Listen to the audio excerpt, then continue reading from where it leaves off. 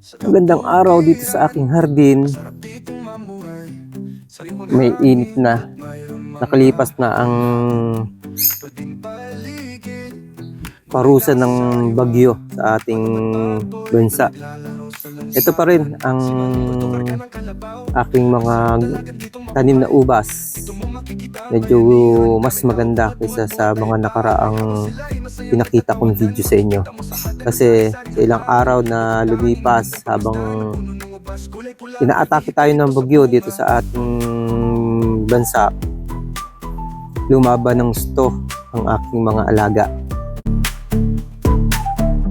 Sa kabukiran, asarap ditong mamuhay.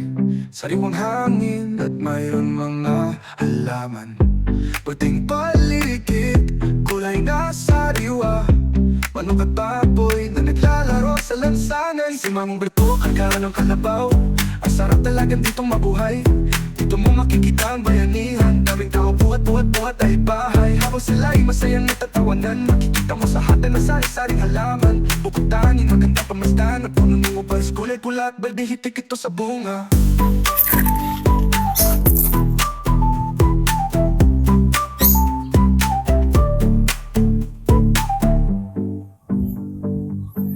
Kumayap na, oh. Kita nyo, kumayap na. Ito ay katoba. Ito yung pagkakaiba ng katoba at saka ng red cardinal. Itong punong ito, isa sa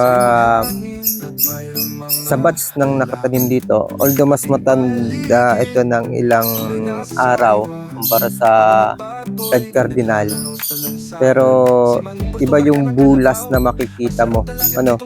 Kahit na nagdaan ito sa mas matinding stress sa nagdaan bagyo, ito at magandang ang pinakikitang reaksyon, lumaban talaga. Mataba ang at hindi nagpakita ng kahinaan sa nagdaang kalamidad.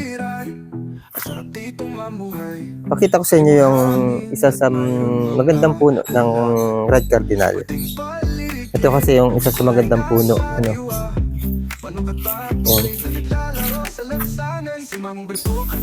Ito po yung aking red cardinal.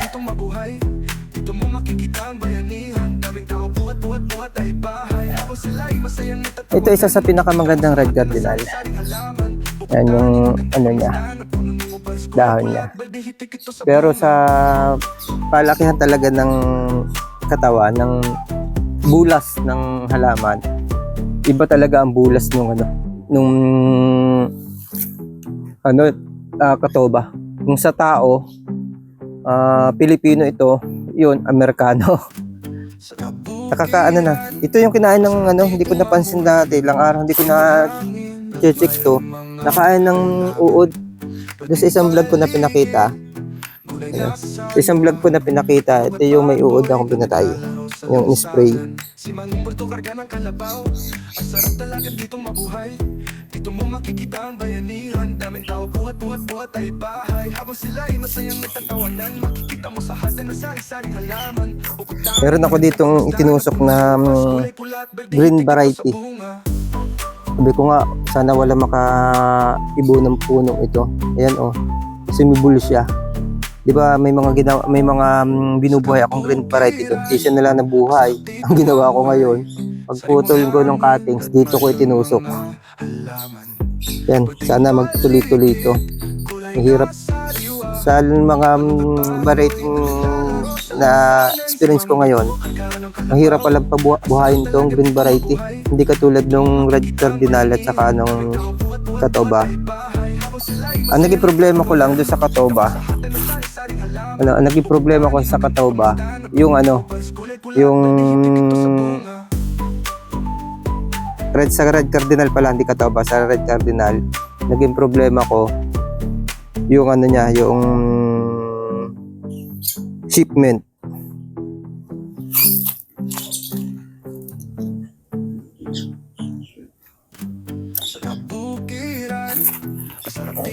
Medyo may reaction siya sa sa kalalang natin. Walang reaction yan sa sa pagkakabagyo. magpapakita yan ng reaction, bad reaction. Dahil yung stress na pinagdaanan niya sa bagyo. Kailangan handa tayo dun sa bad reaction yan. Kung ano man yun. Hindi pa naman tayo sanay sa pagtatanim ng ubas. Kaya wala tayong idea.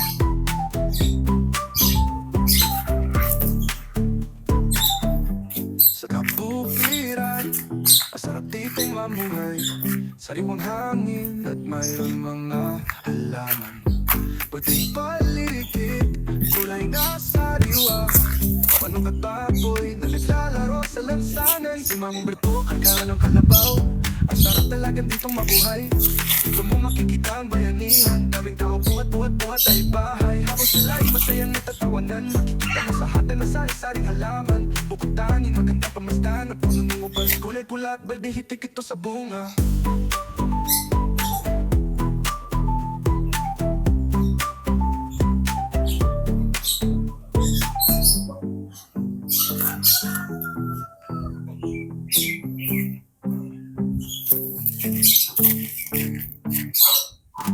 Sa kabukiran, masarap ditong mamuhay. Sariwang hangin at mayroong mga halaman. Pwedeng paligid, kulay na sariwa. Manong at baboy na naglalaro sa lansangan. Si Manong Berto, karga ng kalabaw. Ang sarap talaga ditong mabuhay. Dito mo makikita ang bayanihan. Daming tao buhat ay bahay. Habang sila'y masayang nagtatawanan. Makikita mo sa hatan na sari-saring halaman. Bukod tanging magandang pamasdan. Ang puno ng ubas, kulay pula at balde, hitik ito sa bunga.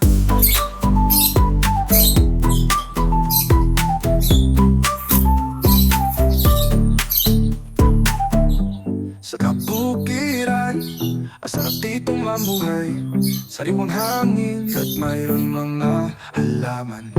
Puting paligid, kulay na sariwa. Manong at baboy na naglalaro sa lansangan. Si Mamong Berto, kagana ng kalabaw. Ang sarap talagang ditong mabuhay. Dito mo makikita ang bayanihan. Daming tao buhat ay bahay. Habang sila'y masayang natatawanan. Makikita mo sa hatan na sari-saring halaman. Bukod tanging magandang pamasdan. At puno ng ubas, kulay pula at balde, hitik ito sa bunga. Sa kabukiran, ang sarap ditong mamuhay. Sariwang hangin, magandang mga halaman. Pwede paligid, kulay na sariwa. Manok at baboy na naglalaro sa lansangan. Si Mamong Berto hanang nasa likod ng kalabaw. Ang sarap talagang ditong mabuhay. Dito ka makakikita ang bayanihan. Maraming tao buhat ay bahay. Habang sila'y masayang nagtatawanan. Sa hardin ay sari-saring halaman. Bukod tanging magandang pagmasdan ng puno ng ubas. Kulay pula at tedihitik. Siguro maglalagay tayo ng fertilizer anumang araw, isang araw, kasi sigurado magkakaroon tayo ng bad effect sa bagyong dumaan, para at least makapagpalakas siya ng katawan ng ating alagang halaman. Dadagdag tayo dyan yung mga ginawa natin na lupa na mataas ang nutrient, ilalagay natin, kasi ito yung nutrient ng mga baka nadala ng agos ng tubig na kailangan nating magdagdag ng mga lupa na mataas sa nutrient tulad ng mga ginagawa natin. Sige po, bye-bye at kita tayo sa susunod na update ng ating mga halamang ubas.